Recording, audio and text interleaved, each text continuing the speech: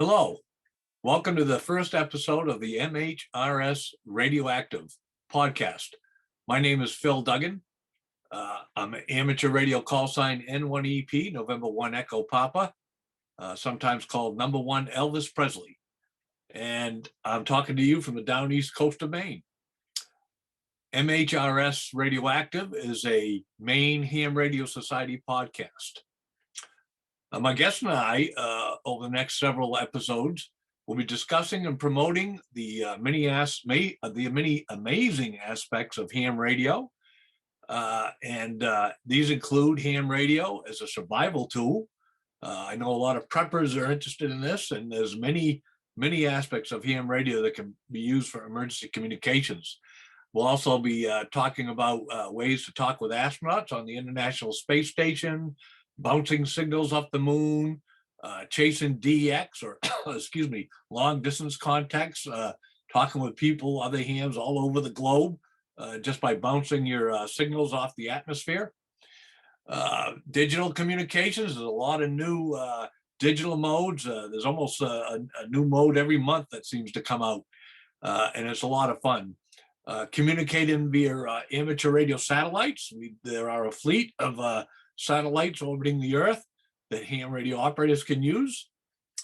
Another fun thing is taking part in contests. It's a very competitive contesting avenue out there that a lot of hams enjoy.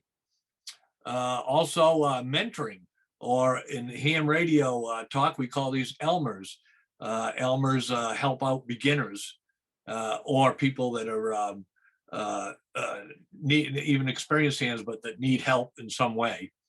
We're also going to explore other fun technological items, science-related projects that hams and non-hams can enjoy. These include electronic kit building, soldering, digital photography applications, especially where you can use it with also with ham radio, but we'll talk about it otherwise too. Astrophotography and robotics and computers, including Mac, which is what I'm using right now to record this podcast on, but also Windows and Linux. I have several Raspberry Pi computers that run a flavor of Linux, and there's many ham radio and non-ham radio applications that you can use with the Raspberry Pis and as well as the other computers. So again, my name is Phil Duggan, N1EP. I've been interested in radio communications and technology since I was a kid. I had a friend that I used to go to his house. He had a lab down in his cellar, and we did all kinds of electronics projects down there back in the tube days, the old soldering and putting together, restoring old radios. Played a little bit with CB radio back then. Then I joined the Navy. I did 20 years in the Navy, and I was an electronics technician, and I had experience both in communications and radar, as well as test equipment calibration. So as soon as I retired from the Navy in 1996, I got my ham radio license, and I have been having a blast ever since. I'll tell you, I love not one single a ham cannot possibly, I don't think, become familiar with every aspect of ham radio, because there's so many aspects. It's such a wide variety of ham radio modes and other aspects that just it's amazing. But I try to dabble in everything that I can. I have talked with astronauts on the space station. I love working DX, just getting on there and making contacts with hams overseas. I like rag chewing. That's a term in ham radio, just getting on there and just talking. Some people just get on there and make a quick contact and give a signal report, which we'll talk about RST and signal reports later and everything. But I like to do that, but I like to rag chew. I just like to get on there and make friends. I'm president of the Maine Ham Radio Society at the moment. I'm also president of Kids Radioactive, a nonprofit group dedicated to introducing young folks to ham radio and other technology. Um, let's see. And just getting on the air and on these what we have nets. You can have local nets on VHF radios, or statewide nets on HF, the HF bands, which we'll talk about again in future episodes, or even international nets, where a group of hams meet and get on there and talk and discuss certain topics. And it's just I love it, every aspect of it. And I've been a ham now for 25 years, and I hope I got another 25 years. So with that, today in our first episode, I am going to talk with another Maine ham, Cory KU1U, KU1U, and I'm going to talk to him about a project that he's been involved in. Him and a few other hams have organized during this pandemic era. A lot of Hamfest have been canceled over the last year because of COVID-19. And I promise you, this cough I have is not COVID. But anyways, so a lot of folks are getting antsy. They want to get on these Hamfests where we go on there and sell and trade and swap ham radio applications, equipment, or just go to socialize, which a lot of people go to just to socialize. Well, Cory and his friends have organized a Maine Virtual Hamfest, and it's coming up in just a few days.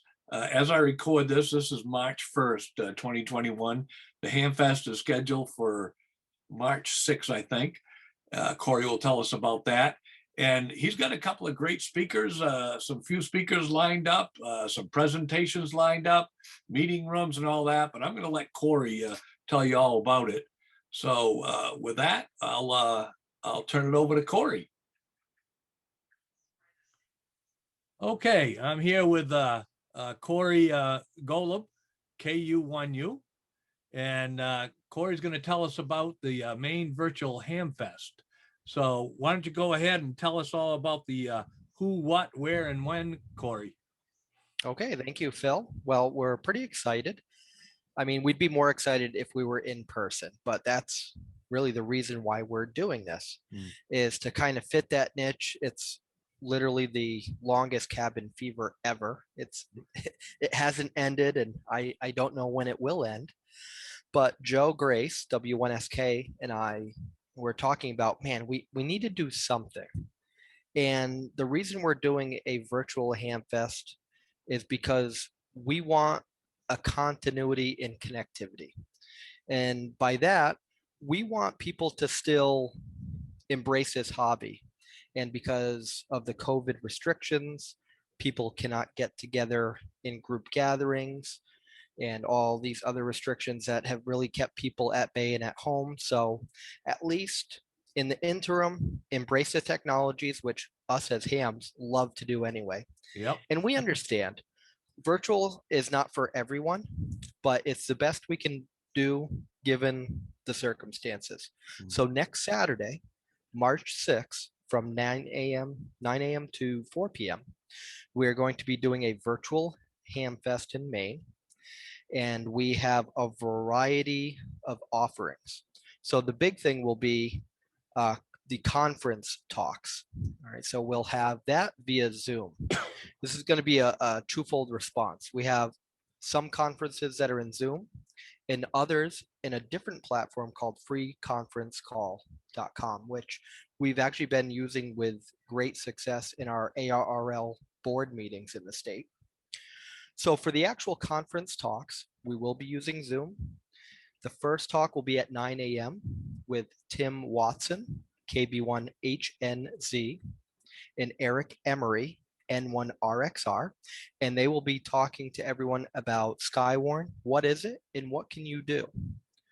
So that will be from 9 to 10. At 10 o'clock, we have Dr. Bob Heil, K9EID. That's a big and name. He will, oh, huge name, heavy hitter. We got two heavy hitters for this, and we're very thankful that they were able to help us out. So Bob, who's well known in the recording industry, is going to be talking about transmit audio and receive audio. So how to set your levels. He'll be doing a little performance on his organ. He's actually well known in the organist community.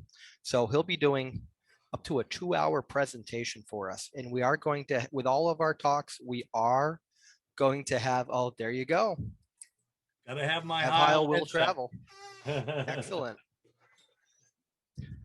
So at the end of all of these talks, there will be a Q&A, question and answer portion that people can interact with the speakers and ask them questions they may have.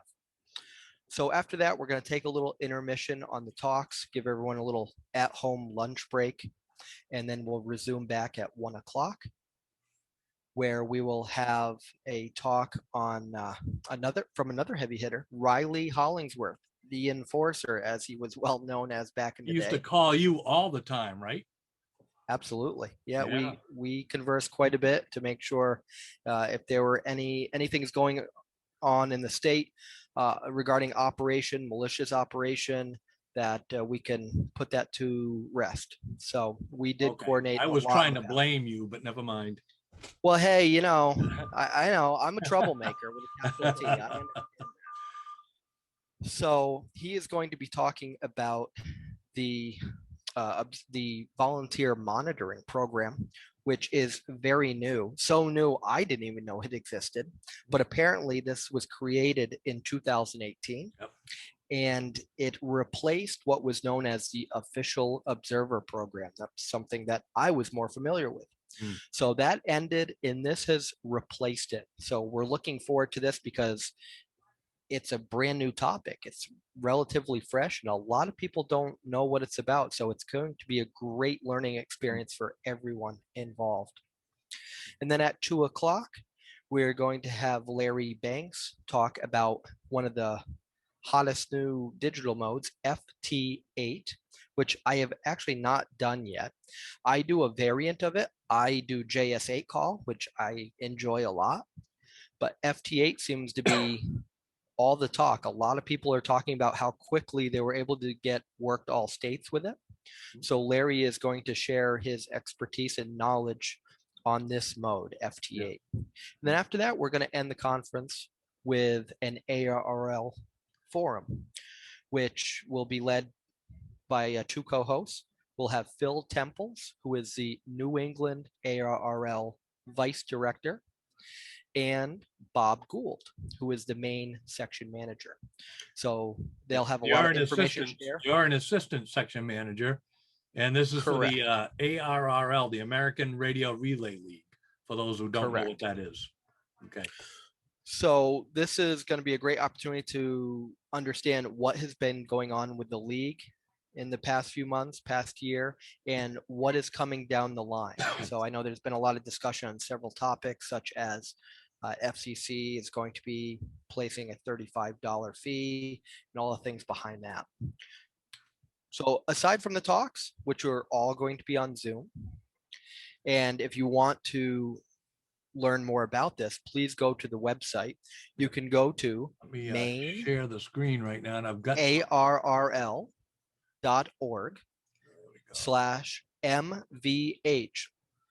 Or you could just go to mainearrl.org, click on that big ribbon at the top, and that will shoot you right over to the website.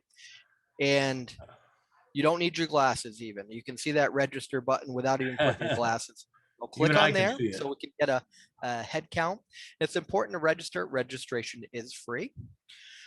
It's going to give us a head count because for the Zoom talks, we do have a limit of 500 people, 500. So we just want to make sure that we're keeping within that limit. So we understand if we need more space or need to do anything else for logistics. But please go to the site, register.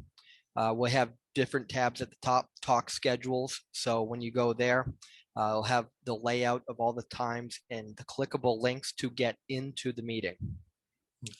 There's only one meeting scheduled, but other than that, there's going to be what's called an eyeball QSO. So if you click on the eyeball QSO tab, we'll have several rooms there. Only one club or group meeting, you mean? Is that what you mean? Yeah, only one, correct. Only one club meeting. Yeah. Because we wanted to offer that. What club is that? Who's doing that? That I thought it was going to be QCWA. They didn't respond back, but it's going to be the Mara Club, the Okay. Maritime Yeah. Meeting Association down in the Phippsburg, Brunswick area. So they're going to have a meeting during lunchtime. So must be a working lunch for them. Okay. And then we're going to have an eyeball QSO, which, I mean, when you think of Hamfest, what do you think of? People getting together and socializing. Yeah. So this is My going to favorite be an part of it. Exactly. And that's what most hams love. They just want to get together and chat with one another. So we will have several rooms, probably 2 to 3 rooms that people can enter and chat with one another. And then there's also going to be a chat option. I know some people are mic shy, camera shy, and don't really get into that sometimes, but there is an IRC. Remember like IRC from like back in the 90s, early 2000s? It's actually still around and it's got quite a following. So there is going to be an embedded IRC chat on the Freenode server, and it's in the room called Maine Hams, MAINEHAMS. So it's a good way to promote that room as well, because there have been people in there for several years, a small group, but great opportunity to promote that room as well. And then last but not least, what also comes with a Hamfest, swap shops, right? People want to buy something, sell something. So Sell, trade. It's kind of difficult in this virtual environment, but it'll give people an opportunity to showcase what they have. Yeah. They can actually hold it up and show it. If people do want to sell something and know ahead of time, please email me, KU1U@ARRL.net. Send me a description of your item, how much you're asking. And if you have a picture, by all means, send it. And I will attach it to the website of the Hamfest so people can look down the list and contact you if they're interested in buying that item. Otherwise, people can actually enter the conference room and chat with one another, make arrangements amongst themselves. So next Saturday, March 6th, 9 a.m. to 4 p.m., we're looking to have a great time. And that's what it's about. It's just about getting people connected. And the timing of this Hamfest was to be in between 2 in-person Hamfests that were actually canceled. The Calumet Club, which is always the first one of the year, Winterfest, and the Maine State ARRL convention, which is typically the end of March. Both were canceled. So Joe and I said, hey, let's just put it right in the middle of when those 2 are going to happen. Yeah. And we'll see what happens. Do you see it as any future virtual Maine Hamfest, or is this all dependent on the pandemic? Right now, it's depending on the pandemic, because I love technology just as much as the next person, but technology can't replace everything. You can't replace in-person item. You can't. There's something about being in person that you cannot replicate. Yeah. So what I do see in the foreseeable future, after the pandemic is gone, this will probably supplement it. Maybe we'll have 2 Hamfests a year. We'll have one in person. Maybe we'll have one virtual. Okay. That way, twice a year, we can get different information. Who knows? It's just an idea. And I get it. Virtual is not for everyone. It's like saying, hey, all the hams out there, we're having a CW Morse code contest. Everyone participate. Well, some people say, no, I'm not gonna. It's not for me. I like other things in the hobby. And it is on the weekend of the biggest contest, one of the biggest contests. Yeah, and it's unfortunate. We did hear that feedback, but we had to weigh and balance. There's always going to be something. Cons. And that's what I said to people is, if we look hard enough, we can find a conflict for every weekend in the year. I will be participating in the ARRL DX International Phone Contest that day and that weekend, but I'm going to take a couple of breaks and I'll come in and pick and choose where I can, but I won't be able to stay the whole time. And most people, that's what they do anyways. To another point is for those who cannot attend, because weekends are hard. People, we have a life outside of the hobby, outside of work. So sometimes we have other commitments, and sometimes you can't be in 2 places at once. Joe and I are going to work on recording the talks, just the conference talks. So that way, if somebody was missing a talk, either the whole day or one particular talk, they can still go after the fact and have that accessible to them. Yeah. All right. Fantastic. Cory, besides the Hamfest, I wonder if you'd answer a couple other questions here. I'd Sure. like the folks I'm interviewing, I'd like to ask them all how long they've been a ham radio operator, and what is the original thing that piqued your interest in the hobby? Well, to answer that question, this is the first year I am eligible to get a QCWA membership. So I've been a ham 25 years. Same here. I just got my membership. Yeah. So I'll plug their net real quick on Sundays at 2 o'clock on 3942. Which I missed yesterday. I think it's called the Pinecone net, if I Yes. recall correctly. Yep. 3942. And Yeah. you don't have to be a member of QCWA to check in, No. but it certainly does help. You know, we want to support these organizations. That's the big thing. We always want to support organizations anytime we can. But I've been a ham 25 years. I earned my technician license when I was in 8th grade back in 1995. Mhm. And I started, as a lot of people did with the hobby, it was CB. That was my first introduction to radio. I didn't really know what it was until I had a CB, an 11-meter radio, and it just fascinated me. I was really intrigued, and this was, you know, before internet was a popular thing. It still to this day fascinates me how radio wave propagation works. That's what Absolutely. really Yeah. sold me on it. Was wow. Almost like magic. It is, you know, the magic band, 50 megahertz, right? So that is what really captured my interest. And as I got older, I was more interested and started building my own antennas and experimenting. Something else that this hobby is well known for, you know, trial and error. We try to build things on our own, build kits, build radios, build antennas. And that's something that's always been near and dear to my heart, is just experimenting with a hobby and trying something new. This hobby has something for everyone. I think that's what makes it such a wonderful, diverse hobby. Yeah, absolutely. And I was mentioning at the beginning of my introduction on this episode about I don't believe there's a ham alive that can say that they've tried every aspect of ham radio. But if there is, I'd like to interview them. Right. Yeah, there's so so much. I many mean, you get aspects into the of ham. digital modes. I mean, digital modes in itself, I mean, Yeah. it's changing every day. There's something new that comes out. Yeah. Yeah. So, yeah. What's your favorite part of the hobby? That's a tough question. It's just, I mean, at the lowest common denominator would be chatting with other people. Mm. I mean, I could drive my wife crazy because I'm the guy. We can go into Martin's. I can strike up a conversation with a total stranger and we could talk for 10 minutes. Yeah. You know, that's just, I enjoy chatting with other people because you don't know things until you actually chat with people and find out, oh, that's interesting. You learn something new. Yep. And we're all going to learn from each other. And it's just, it's fun. It's friendly. It's just a fun thing to do. It's communicating with other people, whether it's Morse code, voice, sending slow scan TV images, bouncing a signal off the moon, talking on local repeaters. It's all fun. It's just communication is very diverse.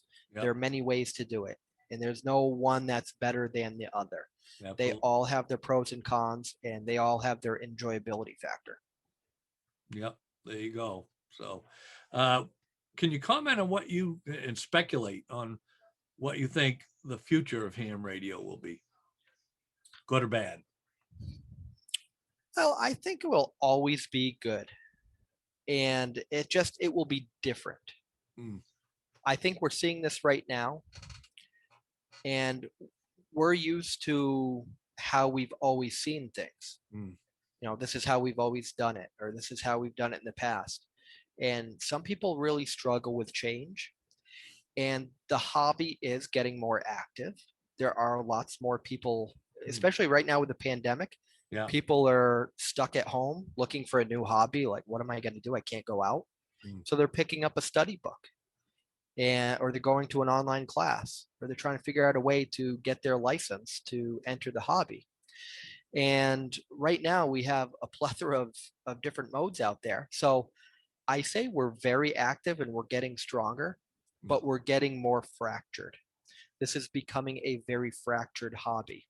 And when I say that, somebody out in the public who isn't a ham, but maybe they're a shortwave listener, or maybe they like to listen to the scanner, police transmissions, whatnot. They might have a ham repeater programmed in. There's less and less traffic on analog, on regular FM. Yeah. But I'll tell you, if you look at a dashboard, so a dashboard is looking at like a website that lists all the radio traffic going on, you will see so much activity going on. People are buying these things called hotspots, which is essentially a mini repeater in your house, usually 10 milliwatts. Yeah. And it allows you the flexibility to get on different modes, whether you like DMR, D-Star, Fusion, P25. There's a ton of them.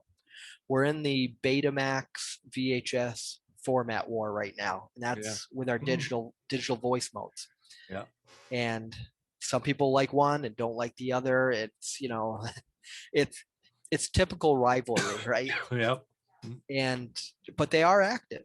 Yeah. And sometimes you will have repeaters. So in Maine has a very strong DMR network. Yeah. Yeah. And I'd say after that, it's next strongest with C4FM, System Fusion. Yeah.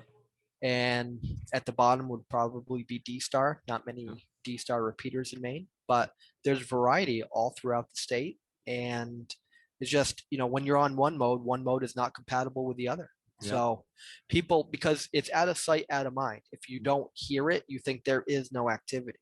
Yep. Well, one thing that I was thinking that I'm wondering, how for years we've been able to communicate via a whole fleet of amateur radio satellites up there, and we used to talk to the space shuttle, and now the space station.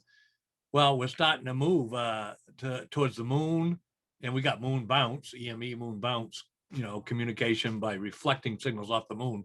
But now that we got humans planning on traveling to both the moon and Mars, I wonder if amateur radio is going to move in that direction and get on the program and actually, stop planning for interplanetary communications. I think that would be you never know. Field.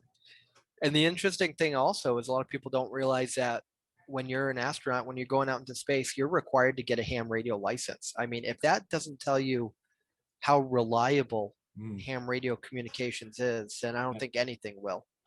Yeah. So, well, Cory, I want to thank you for joining us today on this premiere episode of our of the MHRS RadioActive podcast. Really appreciate it. I wish you all the best for the March 6th Maine Virtual Hamfest. I hope you got a lot of participation, and I'll see you there. All right, great. Thank you. Okay, thanks a lot. I appreciate it.